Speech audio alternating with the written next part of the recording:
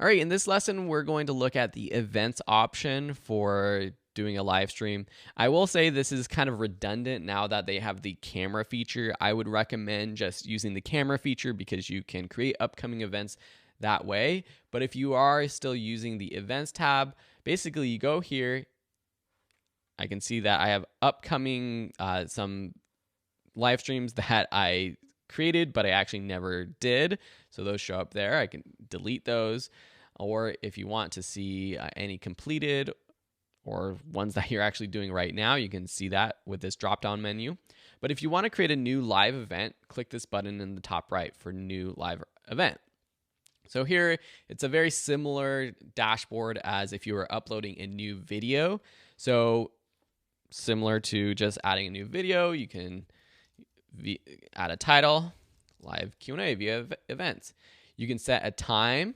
So again, this is great if you want to invite people. You put it at a future date. You can choose the privacy settings, all your basic settings here, similar to uploading a new video. Then you choose the type. So here is where it might come in handy if you are using a different video encoder like Open Broadcaster software, or if you don't have that, which I'm going to go over in the next lesson, you can use this quick method using Google Hangouts on Air. The reason why I feel like this is redundant at this point is because it has this camera option, which I think and I feel that YouTube is going to move towards. And so when you're watching this class in the future, potentially this option is not even going to be available and just the camera option is going to be available. But for now, since we've already seen the camera option, I am going to show you what it looks like using the Google Hangouts on Air option. So if you are going live right now and not in the future, you click Go Live Now, and it's going to open up a new window. It takes a beat for it to actually get ready. When you're ready, click OK. It's going to open up the Google Hangouts on Air dashboard. Hello again. So it's getting everything set up. And here you can do things that you could do on Google Hangouts, such as inviting other people to your live stream. So this is a great way if you are doing interviews or things like that. You can invite co-hosts or guests. You can, with this, as it is Google Hangouts, you can mute people's microphones, mute your own microphone. You can change the settings. So clicking that settings button will bring up the camera audio settings, which is cool. Over on the right-hand side, you have all the chat. So this is the chat for the people who are in the live video with you, not your viewers. And then over on the left-hand side, the cool thing is that you have, again, this button for chat, but you have an option for screen sharing. So if I click screen share, I can screen share my entire screen or just an application window this way using Google Hangouts on Air.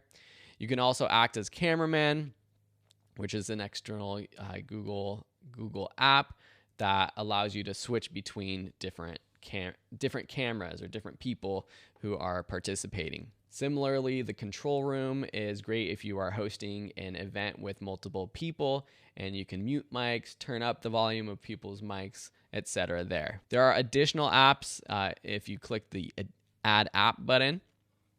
And there's all kinds of different things here that can help you.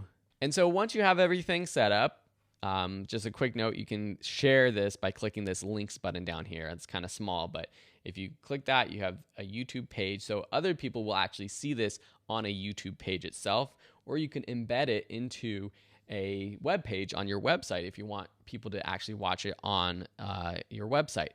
So as you can see, this method gives you a few more options than just going the camera method. When you're ready, click Start Broadcast. It just says, okay, you're ready. You can broadcast for up to 8 hours. And once this says live down here at the bottom, it means we are live. So this is actually live streaming now. And if we're doing calls and things like that, or an interview, you would go through that and then click Stop Broadcast when you are done. So the benefit of this is that you can have multiple people. And as you can see that I'm still on the Hangouts on Air page, but I'm not streaming live. So this is great if you are conversing with your guest and getting ready, or if you need to do like some sort of wrap up at the end of the day, then you can do this and still be on camera with your guest, but not actually streaming. Using this events option is a great way to actually have meetings and record meetings with clients too. Now I've gone back to my events page, and you can see that this live Q&A via events has been added to my events. Also, if you head over to your videos, whether you're on the Creator Studio or YouTube Studio Beta, you can see your videos here. And from here, this is where you can find more information. After a minute, you will be able to download these MP4s. So from here, you can download, and that's where you could actually use this and re-upload it to other websites, social media. You could chop it up, edit it, things like that to repurpose the content. Cool. So that's a step further, a little bit more advanced. And lastly, we're going to go over the live streaming method, Stream Now.